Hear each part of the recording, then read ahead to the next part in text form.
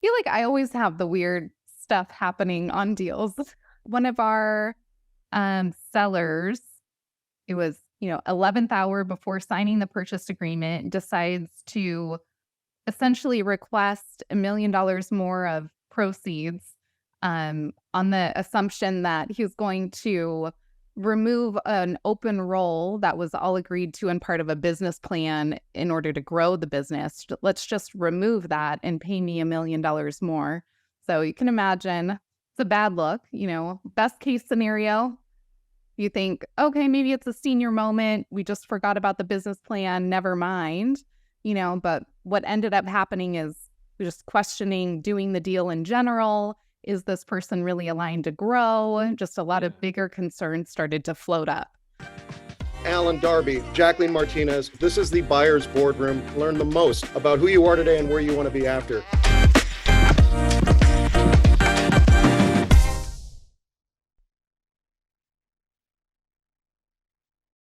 Welcome back, friends and family, to episode 7 of the Buyer's Boardroom. I'm your host, Rick Music, and with me as always, Allen, Darby, and Jacqueline Martinez. Traditionally, we talk about all the great things you can expect during a partnership conversation, but we'll be joined with our guest today, Michael Belluomini of the Carson Group. And together, the three of these perfect individuals are going to help us unpack all of the things that go bump in the night as they're around their cauldron, making this so much easier for us. We don't know how it is, what they do, but we know that it's witchcraft. So welcome again to everybody to the Buyer's Boardroom. Allen, Jacqueline, how are you? How's the week been? Anything crazy? I feel like I always have the weird stuff happening on deals. When are you guys going to have one? But yeah, the other day with one of our sellers, it was, 11th hour before signing the purchase agreement, decides to essentially request $1 million more of proceeds on the assumption that he was going to remove an open role that was all agreed to and part of a business plan in order to grow the business. Let's just remove that and pay me $1 million more. So you can imagine it's a bad look. Best case scenario, you think, okay, maybe it's a senior moment. We just forgot about the business plan. Never mind. But what ended up happening is just questioning doing the deal in general. Is this person really aligned to grow? Just a lot of bigger concerns started to float up. That's the biggest one. And, that is an odd thing to see so late in the process. Again, the emphasis being that, once you sign the LOI, most of the deal terms are effectively agreed to. Could be small tweaks here and there, but largely you're going into the post-LOI cadence, which is today's topic. Pretty well understanding of the deal terms and the essential things that go into the P&L in particular, right? And so here you have a gentleman that, and this was a particularly long dating phase, by the way, so it wasn't like this was a short process at all. Their buyers are typically very interested. We've done podcasts on this before, how growth is like a significant part of why they're doing the partnership with you, or the perception of growth going forward. And in this individual was articulating a strong desire to grow, yet right at the 11th hour, they wanted to remove an allocation that was going to be supportive of that growth. So it really, not only is it bad form just from a timing perspective, but you have to be very sensitive to maneuvers that you make at that final hour and how it casts like a light on you, good or bad, in this case, bad. But it truly put the deal at risk. And unfortunately, this person never really will know like how much they put it at risk, but it was a really bad look. And fortunately, we were able to salvage it and got back on track. But that was certainly a very eventful day of trying to rein that one back in, mostly for the Velvet Hammer, Jacqueline, not so much me. You handled it. You didn't even know. That's right. That was just perfect. So this is why we call it a freak out moment, right? I mean, this is bananas. For both. That's kind of a freak out moment, but it was really freak out moments I think of are more just like emotional breakdowns of sorts, not a true breakdown, but just like where it gets so real, you're getting to the finish line and you just freak out. You have some kind of emotional reaction. This was more of like a calculated And that's probably why it was perceived worse. You know, they could handle emotional right. towards this into this game, but like into that phase. But here it was more like, okay, we're now questioning whether or not you're actually the person you think you are, because this was all agreed to. We're all on the same boat, so to speak, with this specific item. And now you're wanting to come back and change it the last hour. And that makes us question your motives in the deal. And that's why. Yeah. But it's a great segue to today's topic, Rick. Well, the freak out moment. Like, I will see your freak out moment and I will raise you all of the things that you, Jacqueline, and Michael Belluomini do in these very normal occurrences. We call them freak out moments. Everybody has them. But it's not that we haven't done everything in our power to let them know that this is what's going to happen to get yourself through it. But they still happen, right? Still happen. You have to find the magic bullet that solves the freak out moment dilemma. Well, I have a story that comes to mind, and it's not to say that going through the evaluation process is going to speak the anecdote that I'm going to give you, but so I had a kidney stone, and that's a terrible open to this story, but I had a kidney stone. And my youngest son was born. He'd been on the earth for a little less than a day. And I came home and I was like, God, I have a pain in my back. My wife, now we already had a 1-year-old. And I said, I got to go to the doctor. So I went into the doctor and I'm like, I got a pain in my back. And they're like, yeah, you're going to stay here overnight. We got to get you home because your wife has had a C-section, everything else. We're going to go in and get it. So massive pain. They go in and get it. The next day they let me, they keep me for another day, and I'm having these massive pains in my back. Now, they went in and got the kidney stone. I didn't have it anymore, but I had these massive pains in my back, the exact ones that I actually went in to the hospital for. And I'm, pretty well drugged up, and I think I'm saying things that I probably shouldn't have. Like, I've been like, what do you know? You're the help. And I'm like, yelling at people because I have this pain in my back. And they're like, no, it's phantom pain. It's very normal. It's very normal. Now, this wasn't my doctor. This was someone else that I'd never seen before, and I'm yelling. Long and the short is I end up going and seeing my doctor as a follow-up, and I'm like, if you'd only told me from the beginning, hey, we're going to go in and we're going to get this, and these next couple of days are going to suck for you. You're going to feel the pain. It's going to be normal. It's going to be all part of this. I'd still been in pain, but up here I'd have been like, at least I know. Mentally prepared. Yeah, it's going to be tough. Happening. We set the expectation. So it's not to say that I want to kick this thing off like it's going to be passing a kidney stone if you transact, but I think being armed with these freak out moments and knowing that they're normal, I guess, is maybe where I'm going with this, guy. No, you're right, and that's a lot of what we try to do at Alaris is tell the seller what's going to happen before it happens, and the entire purpose is for just general awareness, but it's specifically so that there are no surprises or as few as possible, right? And so we thought this would be a good topic today. Jacqueline is going to lead it for us because this is her specific area of expertise. Is what happens once the letter of intent is signed and the post-LOI cadence. And we've taken videos on this, but we spend a lot of time trying to tell people like what's coming, because if you're not prepared for this, and this could be for the buyer or the seller, we see buyers who are not prepared well either for the post-LOI work, but it makes the journey just so much more painful than if you would have been told, to your phantom pain analogy. I think it's a great analogy. If you would have just been told, you would have still had the pain, but you would have been able to tolerate it a lot more. It makes it worse when you're not expecting it. And so what we thought would be a good idea is just to talk about, hey, once you're at the final stretch with the buyer and the seller, what happens? And we define this phase specifically when the letter of intent, which is typically non-binding, but when the letter of intent is signed, it's the first big trigger event in this whole process. And we wanted to talk about what happens to it. So that's the purpose of today's call. Michael is going to be great because we think Carson has one of the more dialed in post-LOI processes. And so hearing the buyer talk about, like, from their perspective, what they're going to do, I think will really be good for the seller listeners today in particular. Well, Jacqueline, this is pretty exciting because, for our viewers and our listeners, this is really post-LOI, this is your neighborhood. This is your team. This is your squad. This is where you live. So I'm pretty excited. I mean, if you guys are ready, let's just get right to it, shall we? Yeah. So what actually happens when the LOI is signed? So keeping it with the freak out moment. Okay, we're at the LOI, the letter of intent's being signed. We're not done. We still have a long way to go. Is that what I'm hearing?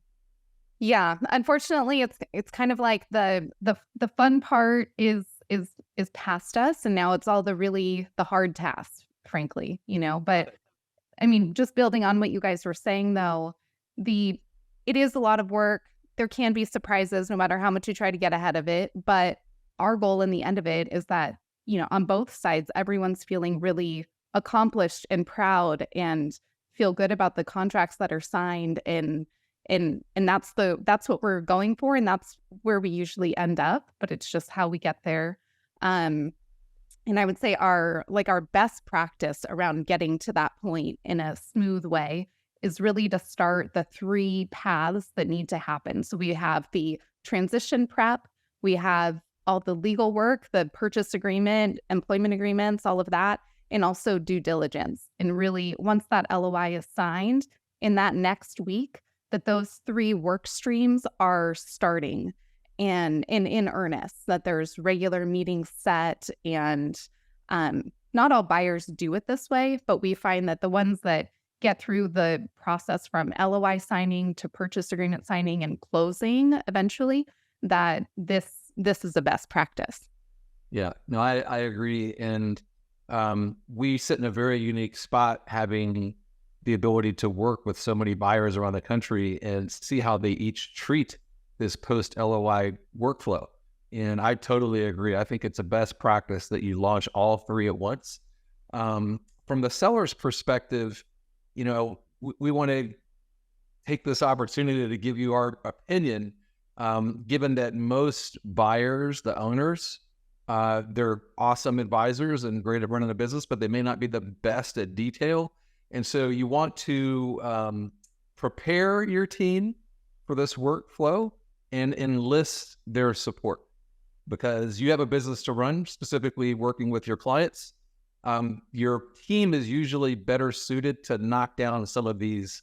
We're going to talk about each 3 of the workflows here, but make sure you're going into it preparing your team mentally so that they understand that, hey, this is going to be a tough several weeks, but we're going to lock arms and we'll get through it together. But make sure that as you're hearing this and getting educated yourself, you're transferring that reality to the team as well, and so that they're not shocked by all of this.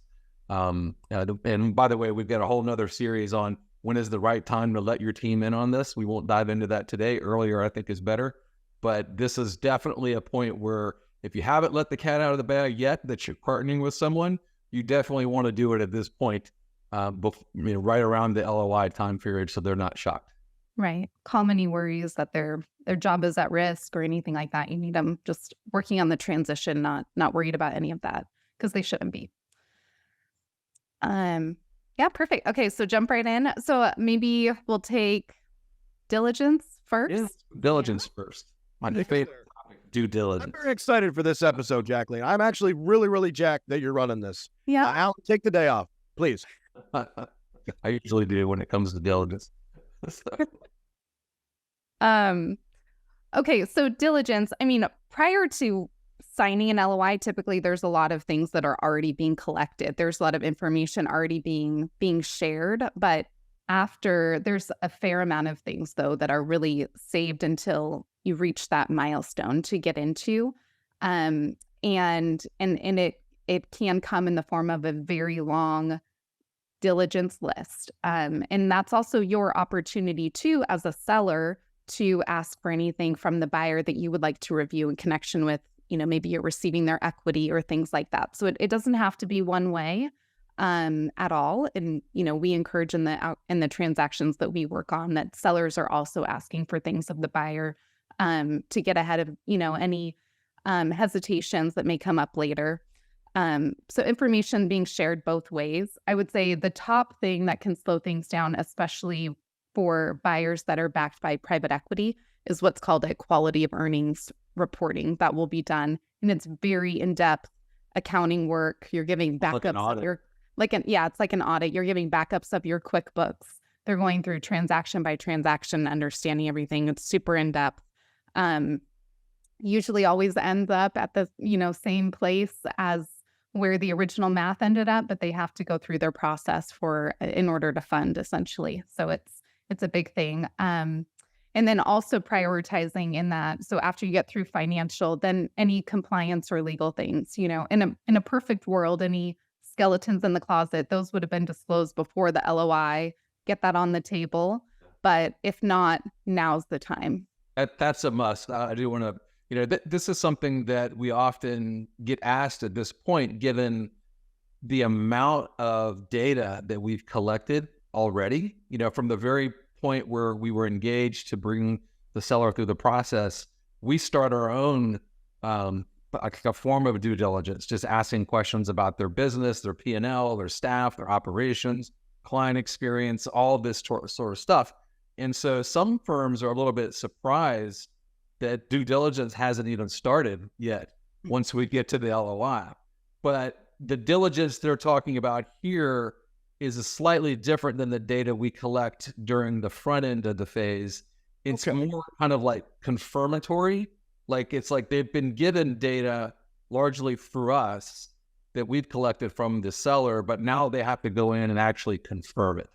And that's like the quality of earnings part, where they're hiring an external firm, actually an auditing firm typically, to come in and verify all your sources of revenue, and really verifying the P&L.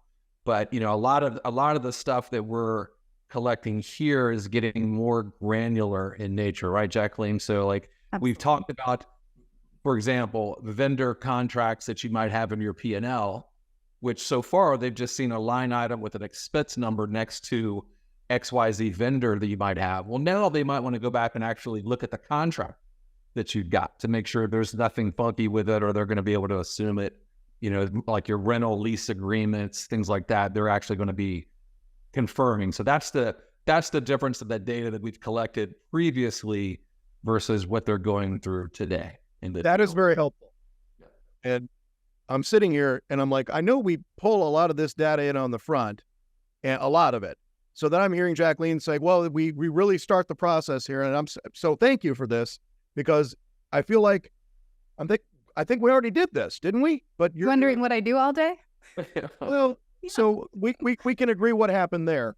But this is good clarification, Allen and Jacqueline, because I feel like there's a lot in the front, but then there's a different version of stuff that happens. More when it gets confirmatory, more granular.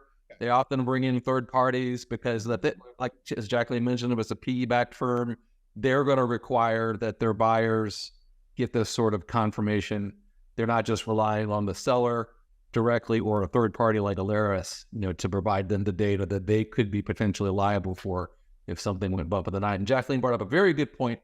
If you do have compliance issues, because like, for example, when we're bringing firms on the front end, of course, we're looking at their ADV. We're making sure we're asking questions about any compliance issues that they've dealt with in the past. We've actually had this happen to us where technically the seller did not have any compliance issues in the past, but while we were bringing them through this process, they were under SEC investigation. Okay. And they didn't disclose that until we got to the point of LOI. And that's when they thought, oh, we'll tell them about this current, investigation we're dealing with. And we're like, guys, that's so indicative of a bad actor. It's like deal was off immediately. So if you do have compliance issues in the past, certainly we got to talk about those. But if there's anything pending, any pending lawsuits, any pending legal actions, that kind of stuff should have been disclosed way before now, but certainly get it out there today. Mm-hmm. Hey, Jam, really quick. When you go through the second process, do you find that there are seller partners that are saying, hey, did I give this to you already? Or is it so obvious to them that it's a different, or does it like, hey, this seems redundant? Sure. Oh, yeah, it's definitely redundant. What we do is when those lists are sent out by the buyer, we'll go through our files of what the seller's already given us and go through and mark off those items and help narrow it down, make it feel less repetitive for them, and really just narrow to what's new and yeah, exactly. Cool. Thank you. Let's talk about the second part of the process, which is probably I said due diligence was really this one. It's the legal aspect of the deal. So usually after the LOI, would it be correct, Jacqueline, to say that the first thing that the buyers deliver is a due diligence checklist? Then that's what, because that usually kicks off first, followed by this. We're getting the first draft of the purchase agreements, correct? Or what we call the definitive docs. Exactly. So what are your thoughts on that? Yeah. So from a timing or sequencing perspective, rather, usually takes a week or two, would be typical timing from the time that the LOI is signed to when that first draft of the purchase agreement and related documents are ready. So focusing during that period when you're waiting for your purchase agreement on any due diligence requests and trying to get that done so that that's kind of behind you. The buyer's then reviewing all of those items when you receive the purchase agreement. That would be the best way, so it's not as duplicative for, every, because you're running your day job on top of all of this, of course. Sure. Well, I think the thing that we want to emphasize here is when the seller is seeking legal counsel is they want to hire someone that has M&A expertise, and preferably M&A expertise in wealth management, because there's a lot of things unique to our industry that aren't really similar in other industries. M&A is M&A in some regards, but the nuances of our industry, sometimes for lawyers that have not been familiar with it, they try to port their other experiences and what they know to be standard terms, et cetera, in those other industries into ours, and it just doesn't fit. So we encourage you to find someone who's done M&A in wealth management, and we are often the ones who are making recommendations to sellers based on their legal counsel. But if you have your own, that's perfectly fine. It just, we want to make sure that we're not having to educate them about how M&A works in wealth management, because it costs you. Like on your debt. I got a question. Use the word term. Legal, that's obviously important. Legal specific to wealth management. That makes a lot of sense. You don't want your uncle that does law and something else to be representing you here. But when you mention terms, what are the typical terms, that would impact the price? What does that look like?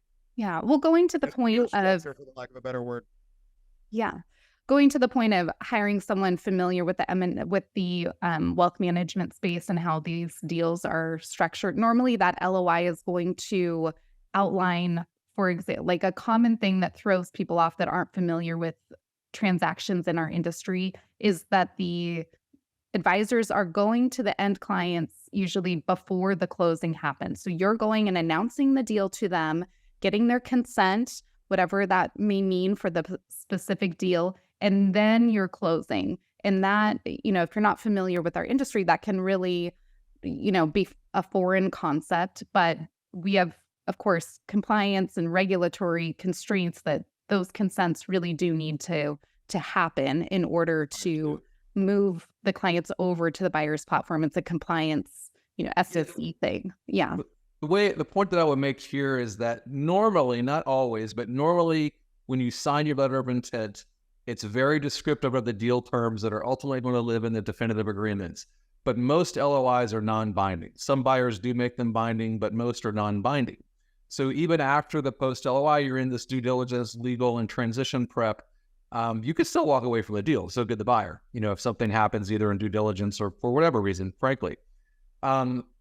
So they find it unnerving that, hey, I'm going to be talking to my clients, repapering them before I get a check, right? Well, keep in mind, before you're going to clients, so you have an LOI, which is non-binding, then that you're going to go through due diligence, legal, and transition prep. At the end of that, we're going to be signing the purchase agreement, so the definitive docs. At that point, both parties are bound together. You're bound to deliver the clients. They're bound to deliver the consideration. So even though you're not going to have a closing until the clients have made the transition, you are going to be signing purchase agreements before that. And so both parties are bound, but sometimes they're thinking that, hey, I'm going to sign definitive agreements, and then that day we're getting a check before we go talk to clients. And that's usually not the case. The buyer is going to want to see the transition occur for a variety of reasons. And Jacqueline touched on a few of them, sometimes as regulatory in nature. So usually there's a threshold that they have to cross, right, Jacqueline? Right. Like before minimum of like 80%, and then we're free to close. But it's very, very uncommon to have a consent process that results in less than 95% of the revenue, signing the consent forms. It's very rare to be below that, but 80% is usually that minimum level that you're closing at. But then there may be other deal terms related to future payments that are made, what needs to be true for a payment to be made.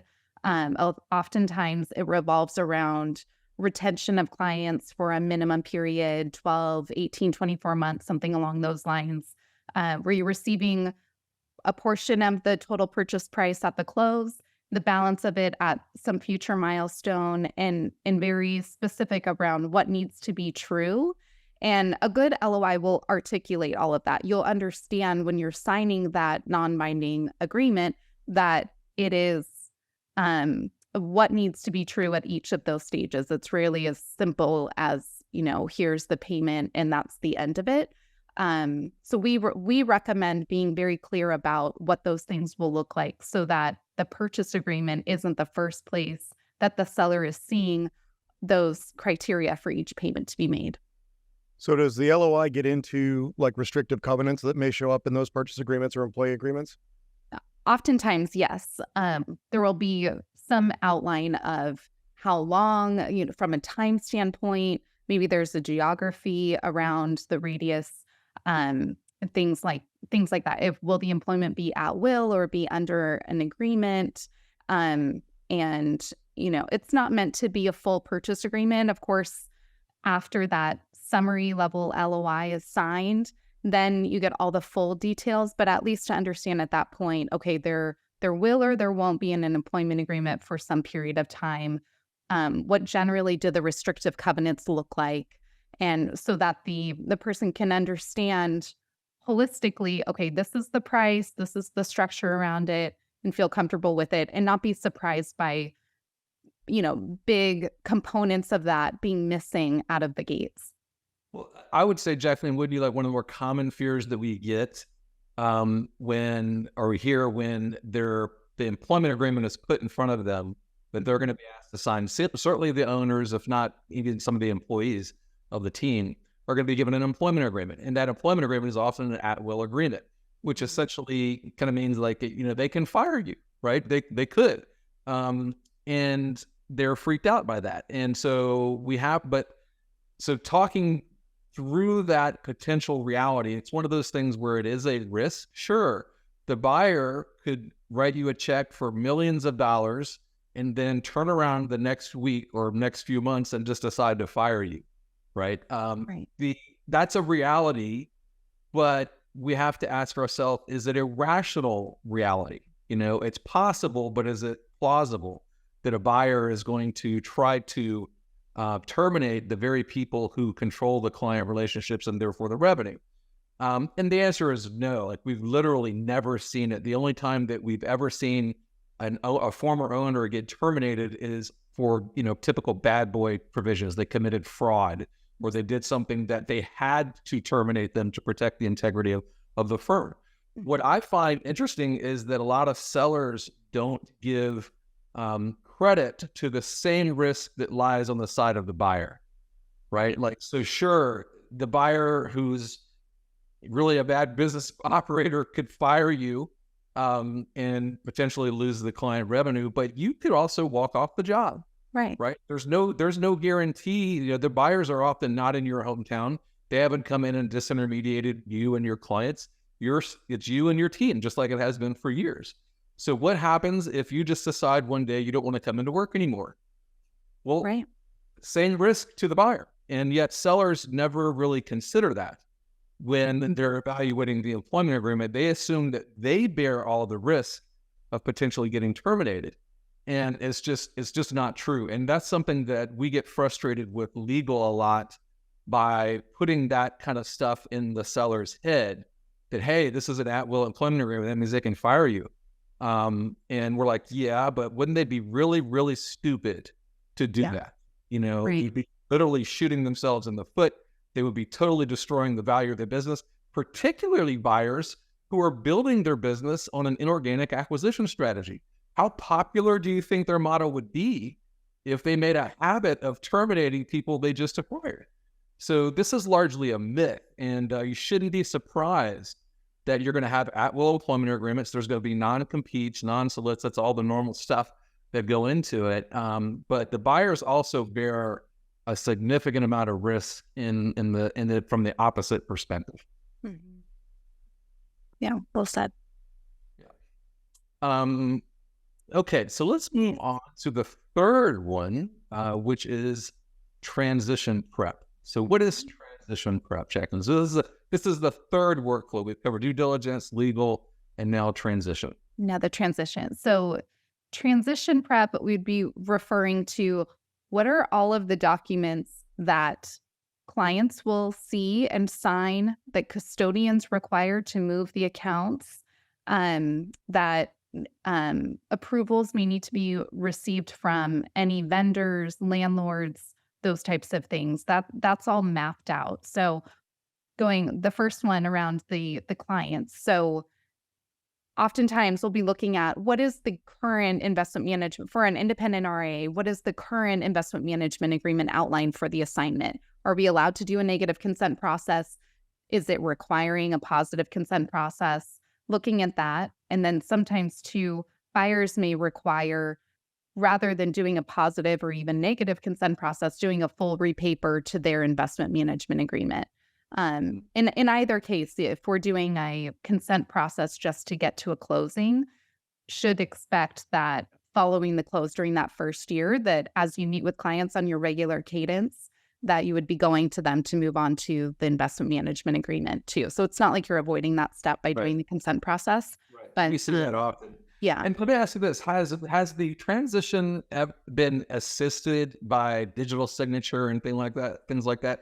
Because this used to be a much bigger deal than I think it is today with DocuSigns and all the rest of it. But it's still a pain in the neck to go. Totally. But it's much easier. So that the negative consent process, which used to be kind of thought of as the easy route, positive consent, I think, actually goes faster now. Yeah, it can be faster. Kind of, dependent on if your clients are already used to signing things for you electronically. But yeah, for the most part, versus in the, look back 10 years ago, if offices were being delivered boxes and boxes of paperwork and big stacks going to clients with all the custodial things, and it can all be electronic now. So it really can go quite quickly if everyone's coordinated. So, there's a lot of preparation for press releases that may happen, client letters that are going out.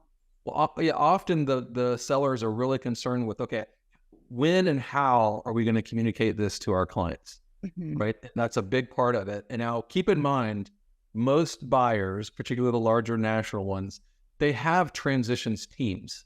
Like this is all they do in the organization. Smaller ones may have people allocated to transition assistance, but they also do other jobs in the organization as well. But either way, when the buyers know that this is the most painful thing that you're going to do is the transition, and they want to make it as painless as possible, still going to be a pain in the neck, but they're going to allocate resources to you. They'll actually pull custodial resources in as well.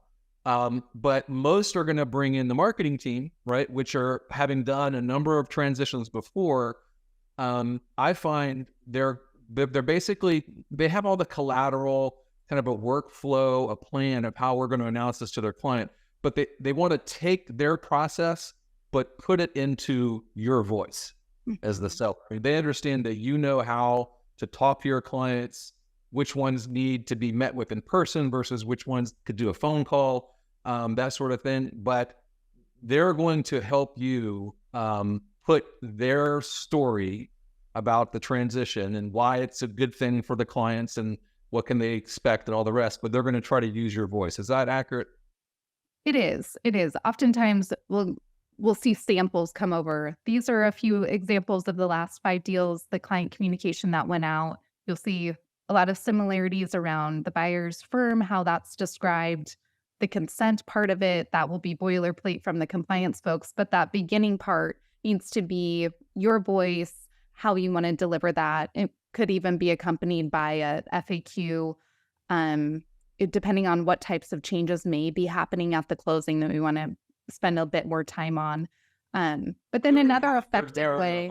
They're going to have their narrative of why this is a good thing from the client. That's the ultimate thing that I think most owners want to know, is that, hey, when I'm sitting in front of my clients, all of them, that I'm going to be able to articulate why I'm doing this and why their services aren't going to be degraded.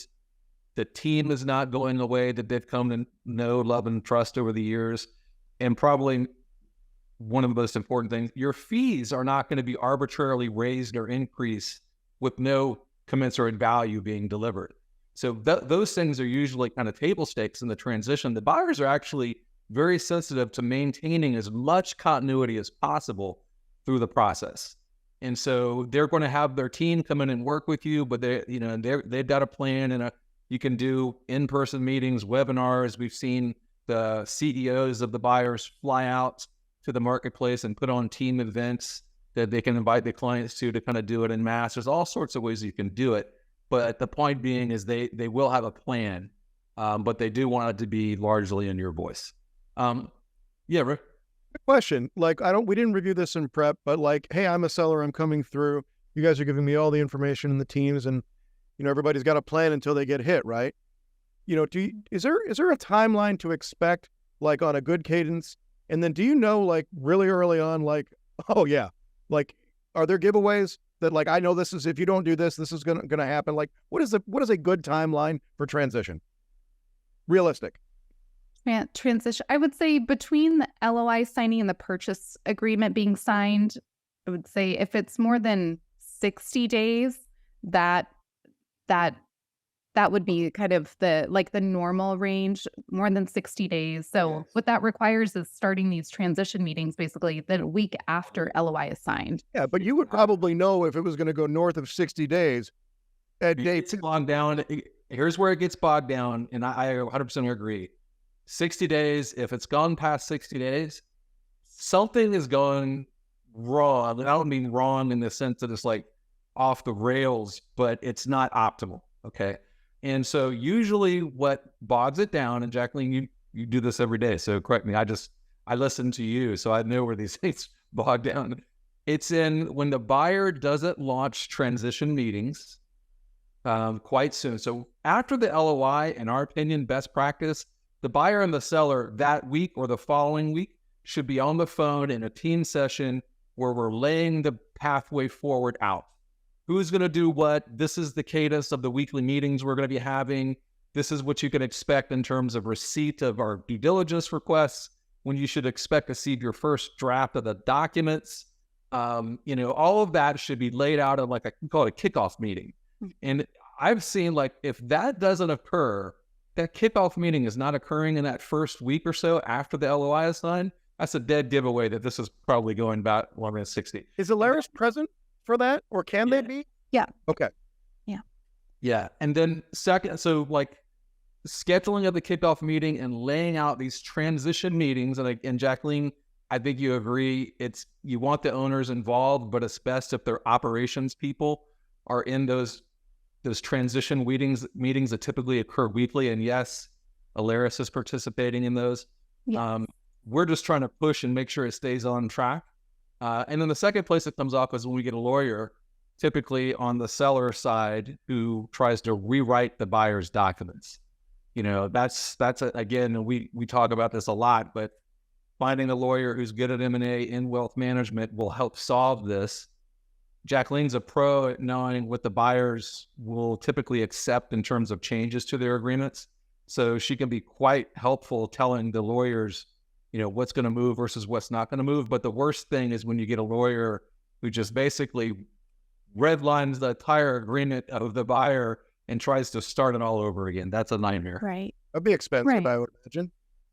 Yeah, it could be expensive and frustrating. You're like, as there's so much empathy that happens too, because you hear the seller, it is a theoretical possibility about something happening, and kind of worked up about it. And then when the buyer isn't accepting any changes at face value, that doesn't feel great. So I always recommend, if things are coming up in your meetings with your lawyers, make a short list, 3 to 5 items. What are the top things that are really freaking you out? And just have a call with the buyer, whoever's the right person on the buyer side, to talk through it and at least understand, the bigger picture, what's behind it, the philosophy behind it. And maybe that helps get through it. Maybe it doesn't, but at least understanding that before your lawyer goes off and rewrites the whole agreement, that we're at least on the same page of, okay, are you okay with certain changes like this, before we go and spend time trying to do that? Right on. Well, you said finding the right person at the buyer, which is a great segue into, I met Michael Belluomini of the Carson Group, and I got to tell you, I think he's first rate. He's got great energy. He's got great passion. He's just a very, very warm cat, and I had the privilege of spending some time with him last week when we were on the road. That is going to be our guest today, Allen, and you spent some time with him, and what can you tell me? No, well, as you said, Carson is one of the national buyers that has been around doing this for quite some time, and they happen to be really, really good at post-LOI workflows. Like when we work with a new buyer, often you don't know what you're going to expect. Even the large ones, sometimes you're like, oh, this is going to be great. They're going to know what they're doing. And you get into it, and you're like, oh my gosh, they're really bad at this. So, but that's not been our experience with Carson. And so we're going to be asking Michael, like, what can they expect?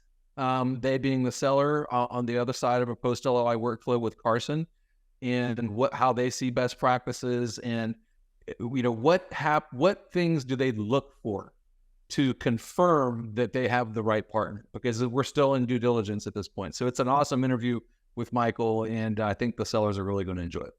Well, without any further ado, let's cut away to the interview with Michael Allen.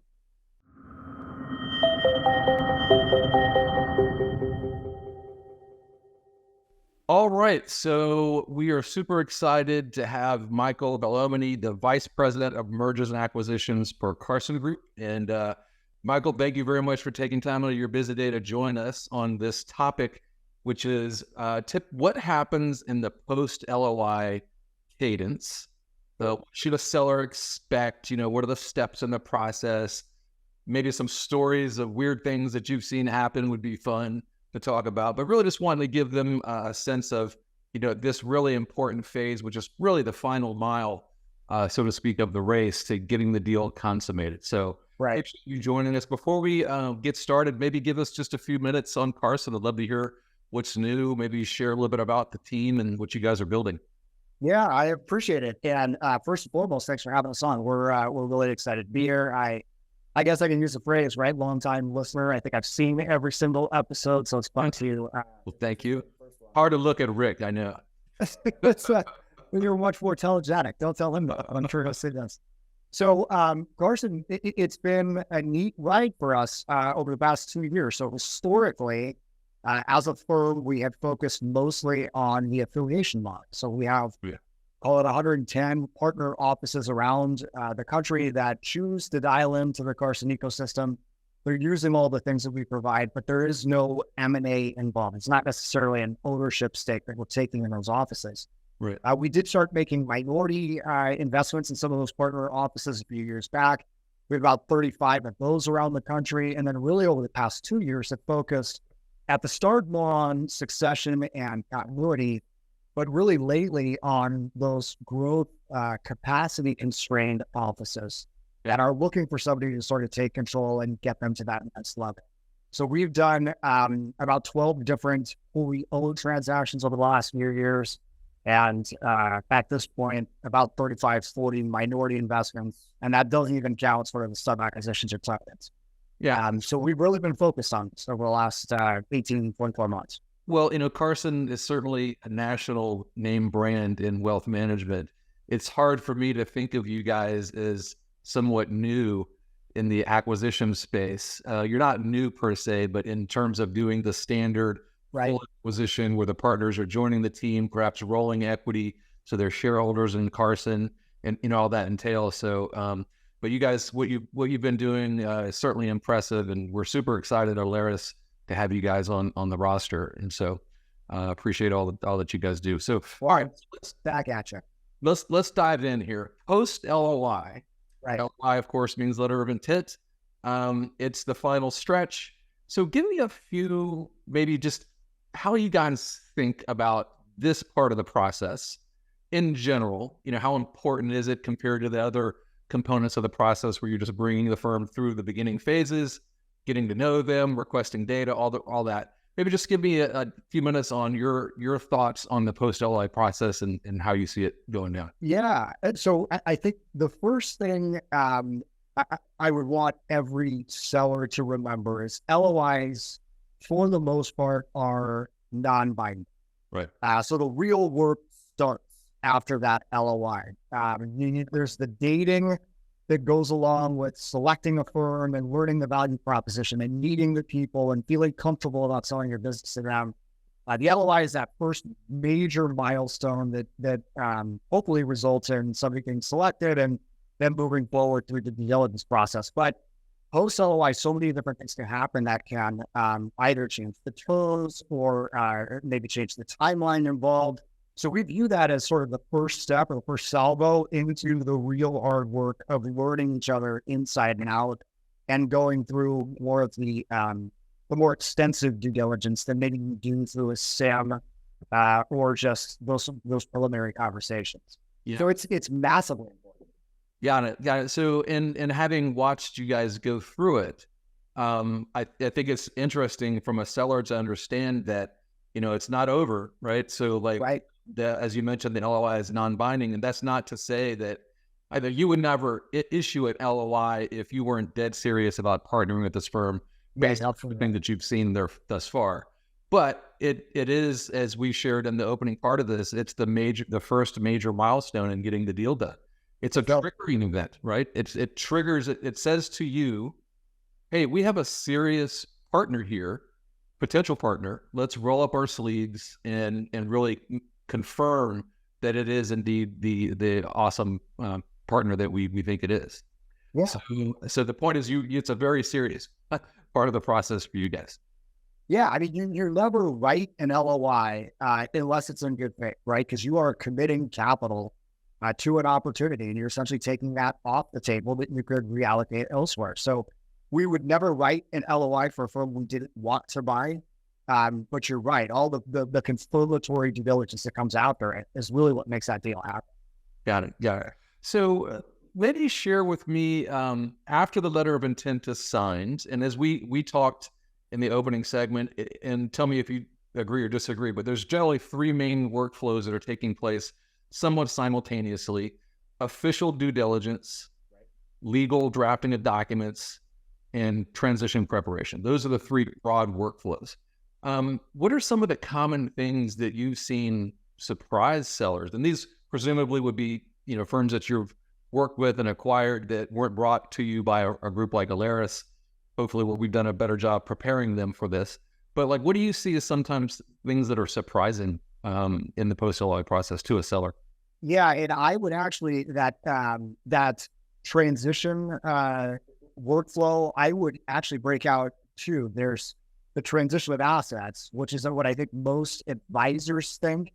How do I get my client assets from firm A to firm B? And then there's the integration aspect of selling a business too. Right. So it's having leases taken over or moving vendor contracts over, all of those things. As far as what can surprise people, I think the level of financial due diligence always surprises people every time. Yeah. We had an opportunity to be closed on earlier this year. They described it as a financial enema. And I know he was partly joking, but the idea that, we are going to get under the hood and make sure that, we feel comfortable with what we're buying or the asset we're buying. Yeah. And I agree. You got pulled.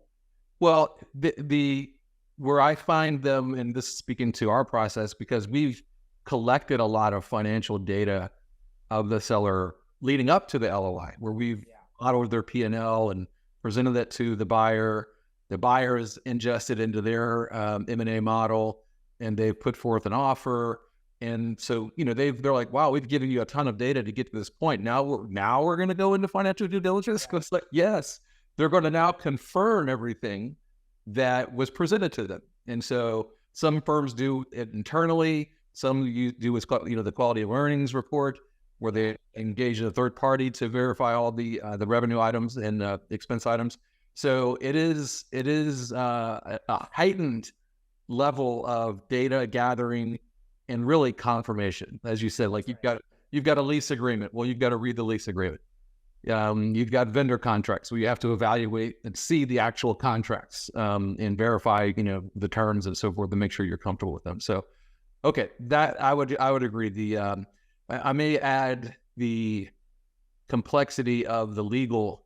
That is somewhat dependent on who they hire as their attorney. We always recommend they hire an M&A attorney that specializes or has done a lot of work in wealth management industry. So you've got some terrific ones too. Yeah.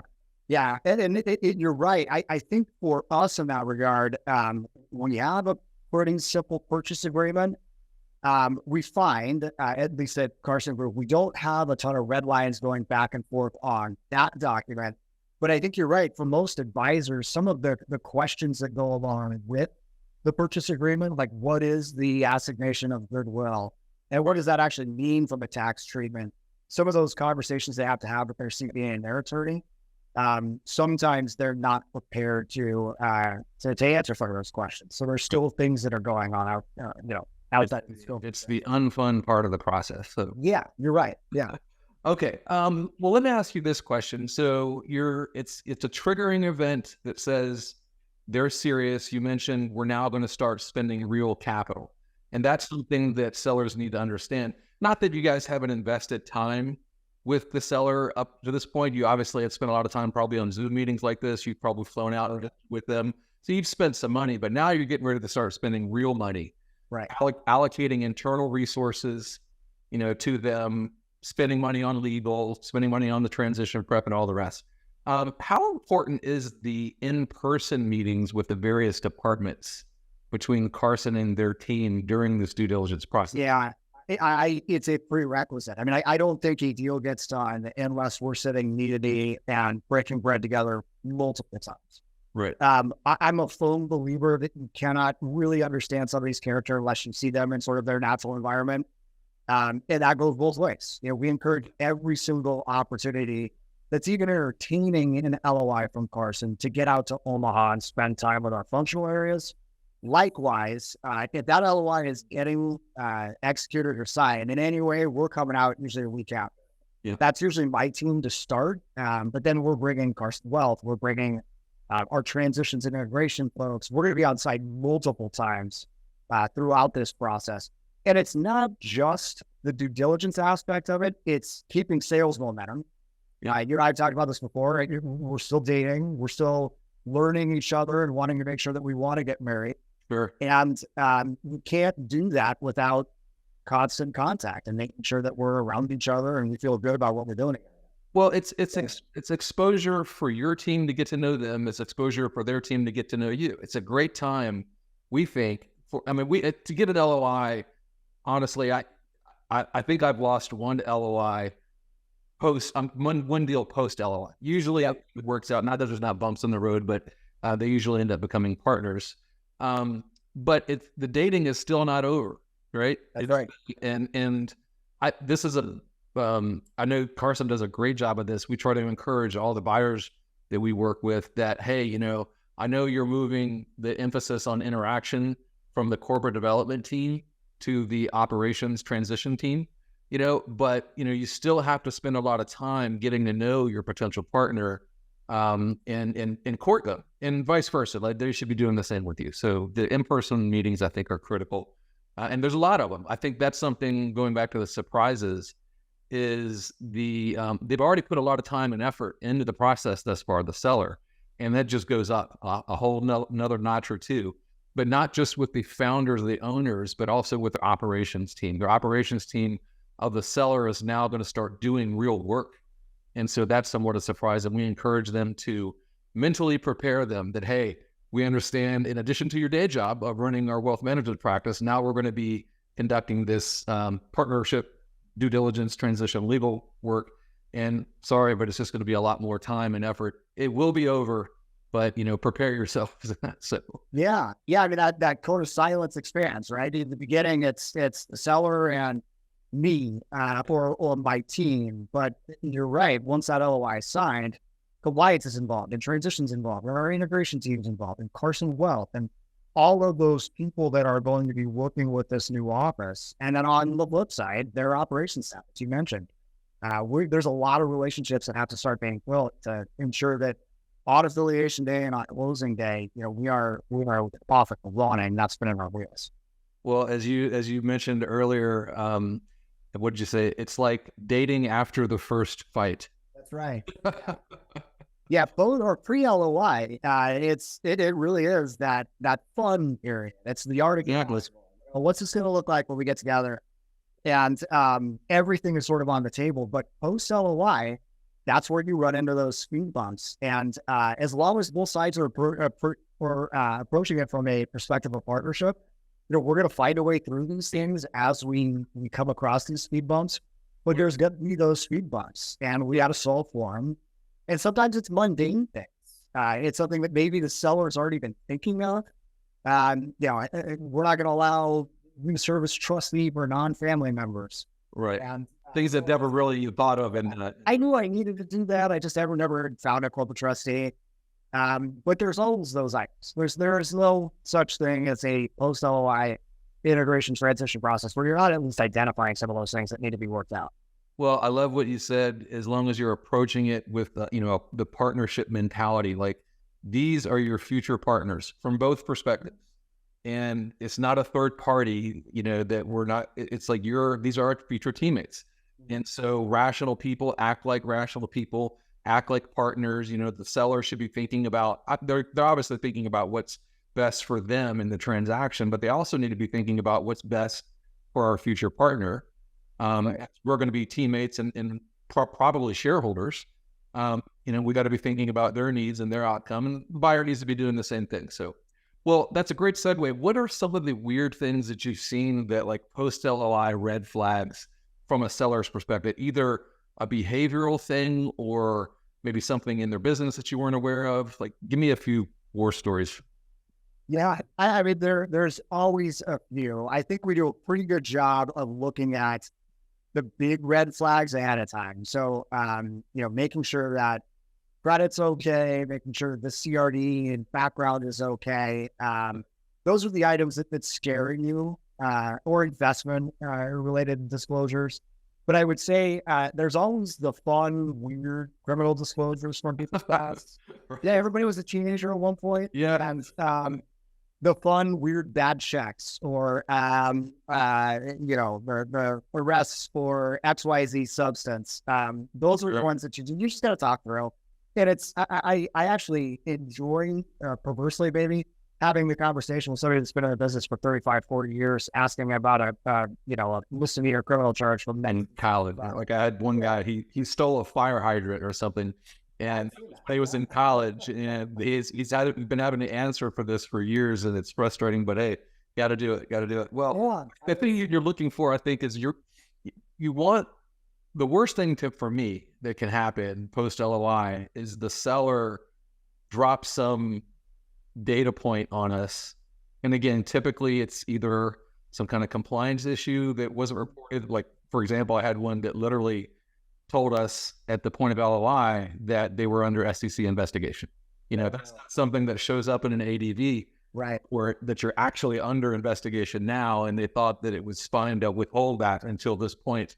And we had to tell them, sorry guys, that's a serious indictment of your character to withhold that data from us, and the deal's off. So it's things that they should have told you before that they thought, well, let's just withhold that. That's the thing that we're looking for. How often have you walked away from a deal after the LOI?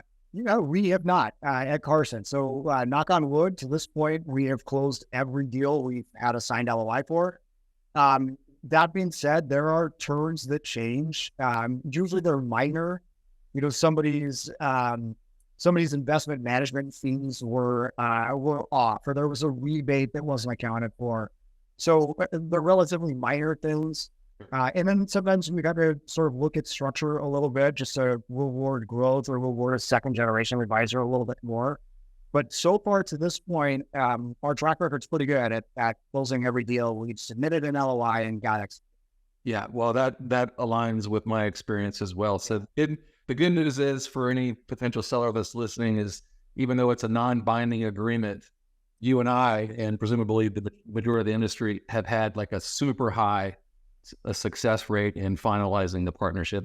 Not that things might not be tweaked, as you said, based on things you learn in the due diligence process, but generally, if you have that partnership mentality, you can work through it just about anything, so as characters. Yeah. I think, and I know you agree, when the cultural fit is there and everybody wants to get something done, economics always take care of themselves. There's never been a situation where we have fallen in love, we want to get married, and we're hung up over investment fees or something like that. We're going to figure that out. Makes sense. Well, awesome. Michael, it's been a pleasure having you on this. This is I wouldn't call this a sexy topic, but it's a very important one. And I really appreciate your insights into how Carson views the post-LOI cadence and how important it is into getting a deal done with a great partner. So anything you would like to add? Did I have it? I think the only thing I would add is just for a seller, understand that process, that post-LOI, as you said, not the sexiest topic, but it's also not a quick, it's not a quick sprint. For most firms, that's going to be 2 to 4 months of due diligence and planning. And you should hope that the firm is taking that long. I think when somebody says, great, we got a signed LOI, let's slam you in the door next month, that's cause to be concerned. So, well, you guys actually, I would say compared to the industry, have just a slightly longer one, but you're doing more than the typical buyer. And that makes the post-closing transition much easier. It's just, right. You're going to be spending the time either way. It's just what side of the closing are you doing on. Well, again, I appreciate it, Michael. Thank you very much. Fantastic information. We look forward to many more deals with Carson.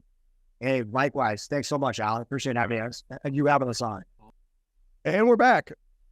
Can't say it enough. I really like that guy. That was a great interview, Alan. I think he's dynamite.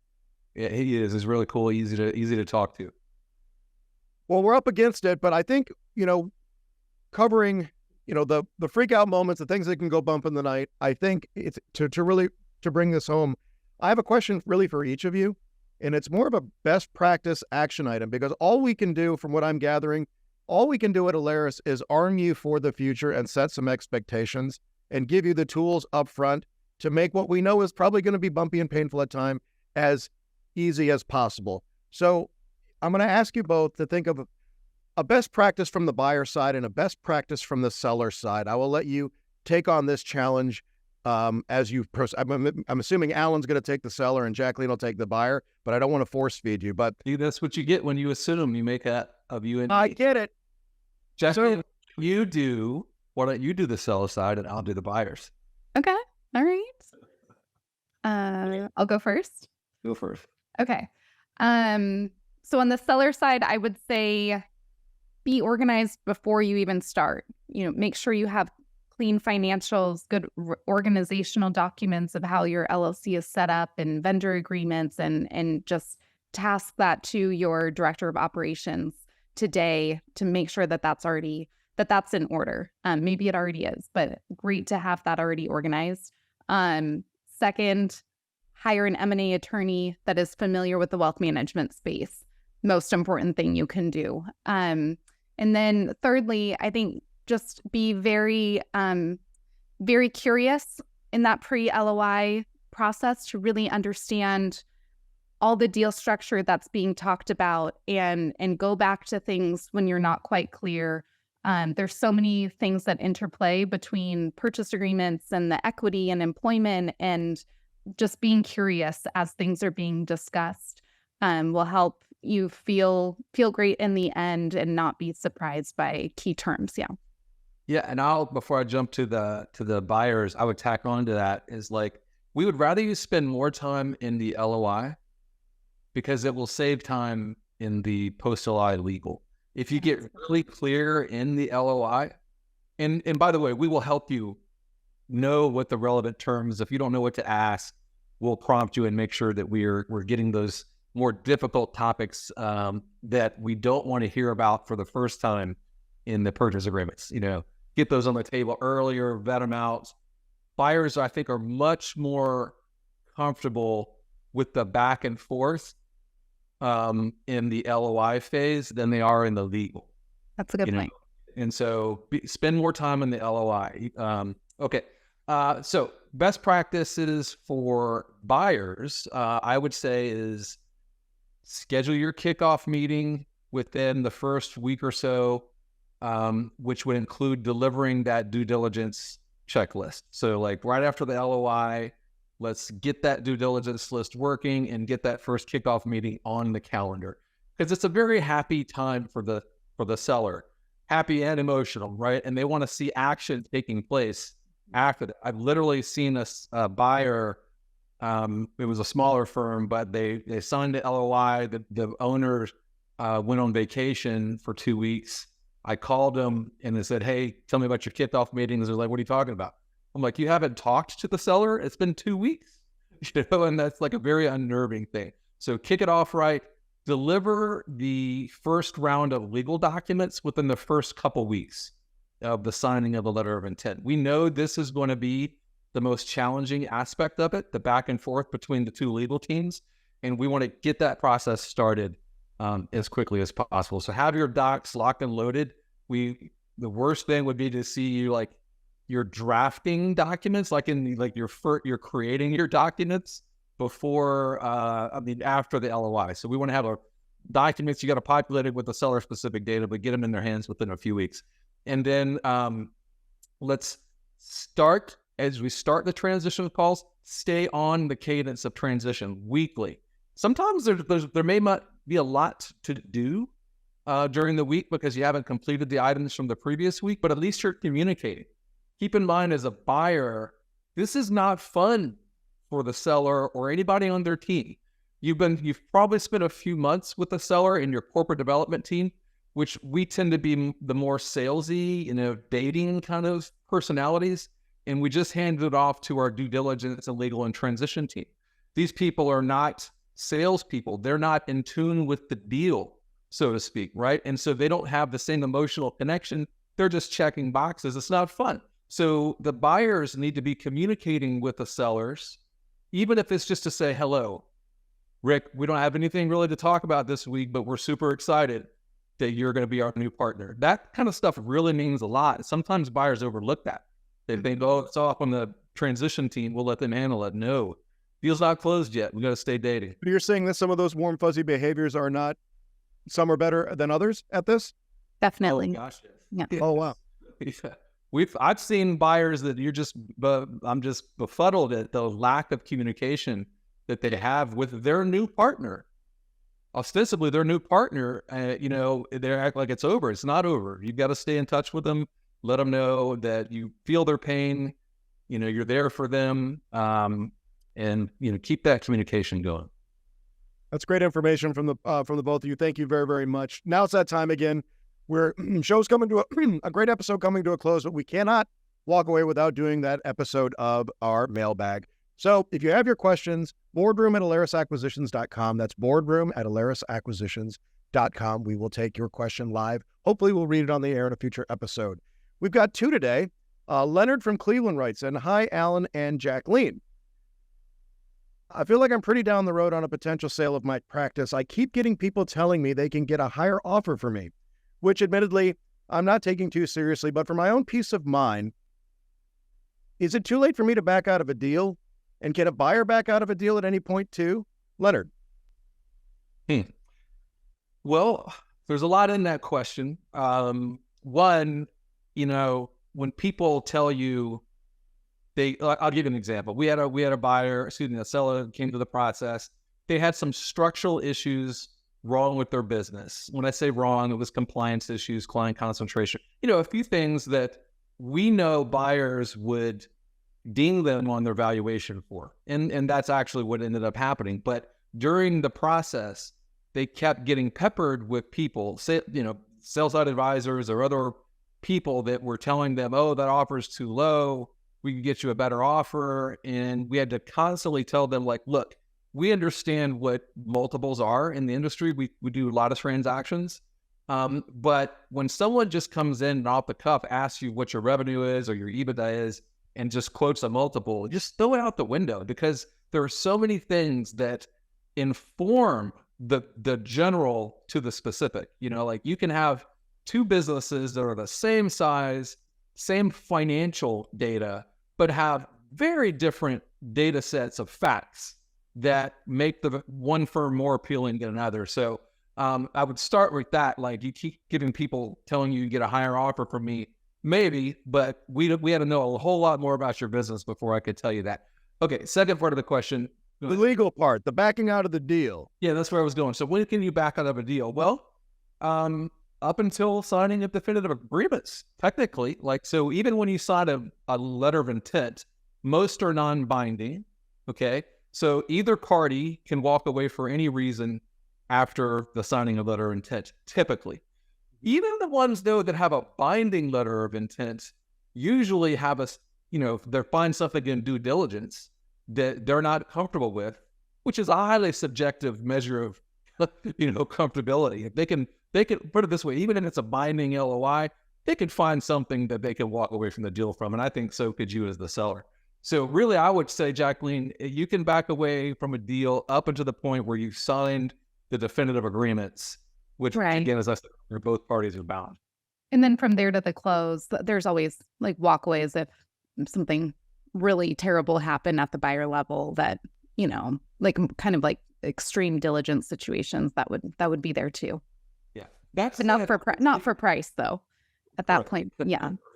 I would say one quick point is that don't sign an LOI, even though it's non-binding, unless you're like 95% or better certain that this is what you want to do. Mm-hmm. Don't waste people's time because the letter of intent is non-binding. Only sign if you're saying I'm going through with this, unless I find something really bizarre or odd that I'm not comfortable with, which I can point to one transaction in my entire career that after the LOI was signed didn't end up transacting. Mm-hmm. Right.